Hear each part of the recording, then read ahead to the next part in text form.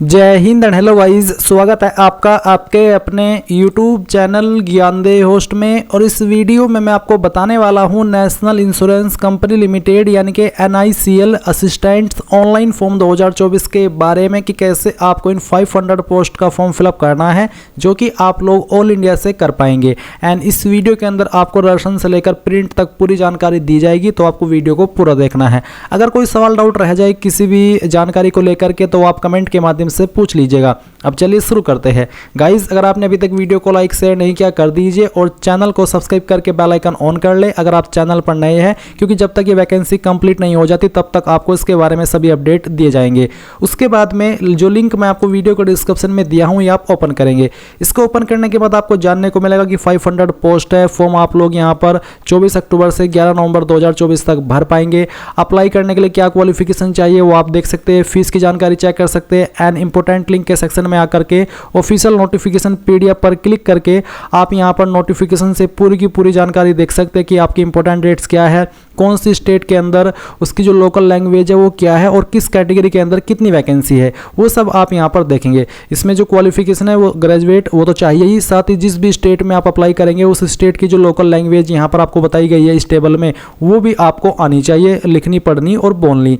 As आप यहाँ से वेरीफाई कर सकते हैं 21 से 30 साल के बीच। एंड साथ ही जो छूट मिलेगी SC ST को 5 की और OBC को 3 साल की, वो भी यहाँ पर बताई गई है। फिर क्वालिफिकेशन की जानकारी आप यहाँ से वेरीफाई कर सकते हैं। इसके बाद थोड़ा सा नीचे की तरफ आप आएंगे तो जो आपकी सिलेक्शन प्रोसेस है वो आप यहाँ पर चेक कर सकते हैं।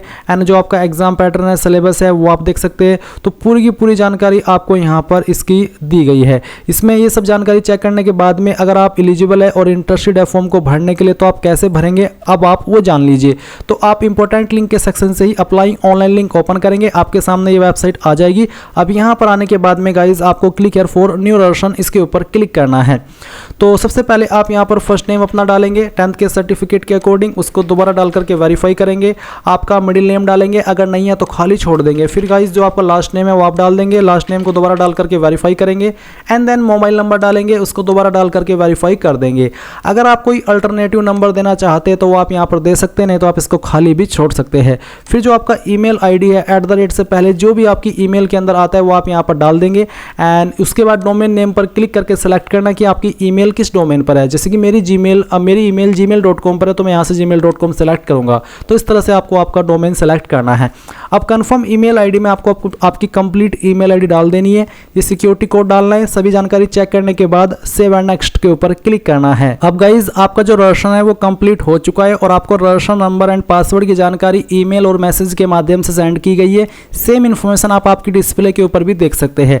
अभी आप यहाँ पर आपका फोटो और साइन अपलोड करेंगे। फोटो का साइज 20 से 50 KB और सिग्नेचर का साइज 10 से 20 KB के बीच में रहना चाहिए। तो चूज फाइल के ऊपर क्लिक कीजिए, जहाँ पर आपकी फोटो फाइल है सिलेक्ट कीजिए, ओपन कीजिए। फोटो आपका यहाँ पर आएगा। फिर आप I confirm that this is my valid photo, इसके ऊपर टिक करेंगे। इन सेम वे आप यहाँ पर आपका सिग्नेचर सेलेक्ट कर लेंगे, जहाँ पर भी साइन की फाइल है सिलेक्ट कीजिए, ओपन कीजिए। एंड देन साइन यहाँ पर आएगा और आप इसके ऊपर टिक करके नेक्स्ट कर देंगे। अब आपके सामने फॉर्म की मेन जानकारी आती है। तो सबसे पहले वैकेंसीज ऑफ स्टेट, कौन सी स्टेट या UT के लिए आप अप्लाई कर रहे हैं वो आपको यहाँ पर सिलेक्ट कर लेना है। उसके बाद में do you have knowledge of reading writing and speaking of regional language, जिस स्टेट के अंदर या UT के अंदर आप अप्लाई कर रहे हैं उसकी जो लोकल लैंग्वेज है वो आपको पढ़नी लिखनी बोलनी और समझनी आती है। अगर हाँ तो यस, नहीं तो आप नो करेंगे। और फिर से मैं आपको एक बार नोटिफिकेशन पर लेकर के चलना चाहूँगा। आप यहाँ पर देख लीजिए इस टेबल के अंदर कि कौन सी स्टेट की लैंग्वेज क्या है जो कि आपको आनी चाहिए। तो आप यहाँ से एक बार चेक कर लीजिएगा।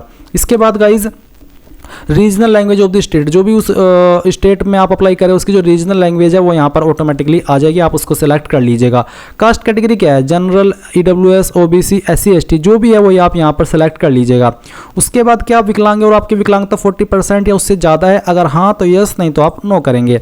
इसके बाद थोड़ा सा नीचे की तरफ आएंगे तो एक और सवाल विकलांगता से जुड़ा हुआ है कि are you a person with specified disability covered under the definition of section 2S। तो बेसिकली है कि क्या आप इस जो ये एक्ट है इसके अंदर आते हैं जिसमें कि आपको लिखने में प्रॉब्लम होती है और आप उसके लिए स्क्राइब चाहते हैं, यानी कि एक अतिरिक्त इंसान चाहिए आपको। अगर आप ऐसे कैंडिडेट है तो आप यस करें। अगर आप बिल्कुल ठीक ठाक है ऊपर वाले की कृपा से तो आप यहाँ पर इसमें नो कर दीजिएगा। उसके बाद guys are you widows divorced women and women legally separated, अगर आप ऐसे कैंडिडेट हो तो आप यहाँ पर इसमें यस करेंगे, नहीं तो आपको नो करना है। एंड देन सवाल है कि are you exciting employees of, क्या आप नेशनल इंश्योरेंस कंपनी लिमिटेड के ऑलरेडी एक एम्प्लॉई है, अगर हाँ तो यस, नहीं तो आप नो करेंगे। उसके बाद क्या आप एक्स सर्विसमैन है, अगर हाँ तो यस, नहीं तो आप नो करेंगे। एक्स सर्विसमैन आप किसी भी डिपार्टमेंट के हो सकते हैं, अगर तो उसमें अगर हो है तो यस, नहीं तो आप नो करेंगे। उसके बाद डिसेबल्ड एक्स सर्विसमैन है तो यस, नहीं तो आपको यहाँ पर भी नो करना है। फिर सवाल आता है कि क्या आप एक डिपेंडेंट है serviceman killed in action DXS, अगर आप है तो यस, नहीं तो आपको नो करना है। रिलीजन आपका क्या है वो आप यहाँ पर सेलेक्ट कर लेंगे। फिर क्या आप रिलीजियस माइनॉरिटी कम्युनिटी में आते हैं, अगर हाँ तो यस, नहीं तो आप नो करेंगे। उसके बाद नेशनलिटी आप इंडियन सेलेक्ट कर लेंगे। यहाँ पर आप स्टेट यूटी सेलेक्ट करेंगे जहाँ पर आप आपका एग्जाम सेंटर रखना चाहते हैं, और फिर उस स्टेट के अंदर किस सिटी में रखना चाहते हैं वो आप यहाँ पर सेलेक्ट कर लीजिएगा। फिर यहाँ पर जो आपका मेन एग्जाम है वो आप कौन सी स्टेट में रखना चाहते हैं और उसकी किस सिटी में रखना चाहते हैं वो आप सेलेक्ट कर लीजिए। इसके बाद पर्सनल डिटेल में आप डेट ऑफ बर्थ सेलेक्ट करेंगे, पहले डे, फिर आपका मंथ, और फिर जो भी ईयर है वो भी आपको सेलेक्ट कर लेना है। फिर आप आपका जेंडर सेलेक्ट करेंगे, क्या आप जुड़वा भाई बहन है, अगर हाँ तो यस, नहीं तो आप नो करेंगे।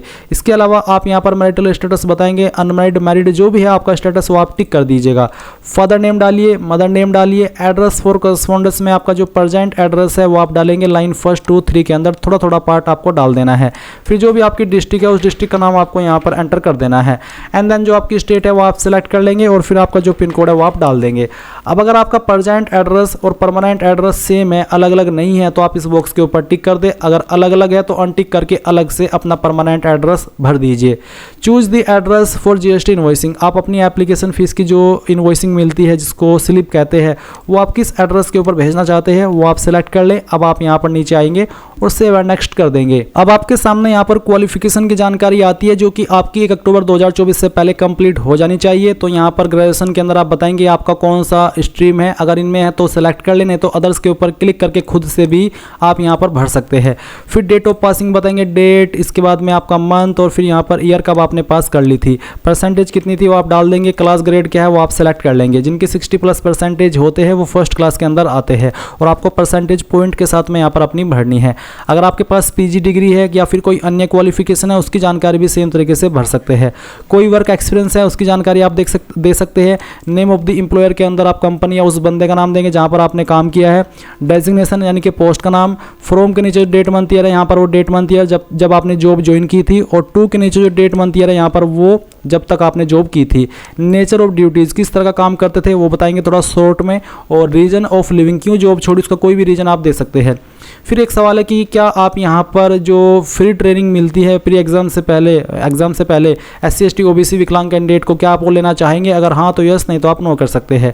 उसके बाद लैंग्वेज नॉन, जो आपको लैंग्वेज आती है वो आप लिखिए, फिर उसका स्टेटस बताइए कि मुझे पढ़नी, लिखनी और बोलनी आती है।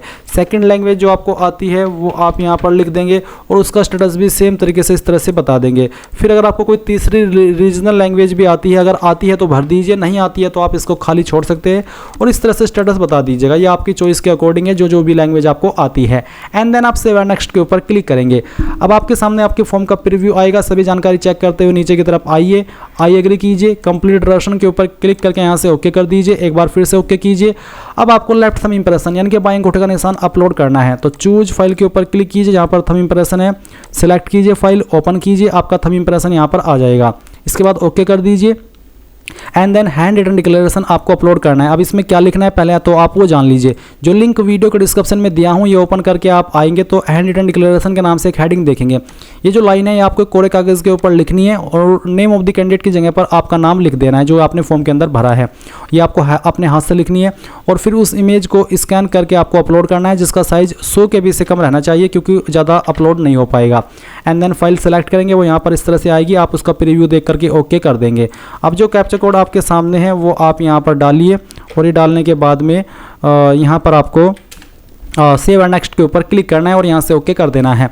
अब आपके सामने फीस का अमाउंट आएगा, ये वेरीफाई करने के लिए आप ये जो सिक्योरिटी कोड है वो डालेंगे एंड देन सबमिट कर देंगे।